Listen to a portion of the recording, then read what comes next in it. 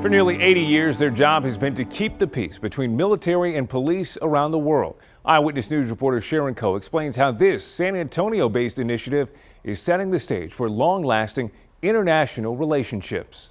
A number of different countries are represented in this single room. In the beginning, they are a group, but at the end, they finish like a team.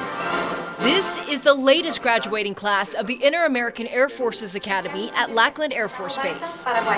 Our vision here at IAAFA is simple: to be the partner of choice through enduringly strong friendships and security cooperation, and have become a model. Colonel Isaac Davidson says friendship is at the heart of this program. That's fostered through the intensive training together. Military and police personnel from 39 Western Hemisphere nations participate. They receive military education on security, cyber intelligence, leadership, and aircraft training. Have the good opportunity to meet them, know a little bit of their culture. Because in Colombia, for me, it's one of the best experiences in my whole life. Coming to the United States and have the opportunity to train your leadership with people from other countries, with other cultures, even with other languages.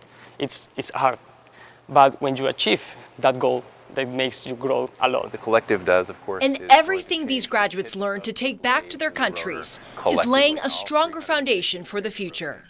Every equipment, every training, every nation that we have relationships with is toward that one end: to serve the American people and to serve the people of the Americas. In Military City, USA, Sharon Ko, KENS 5 Eyewitness News.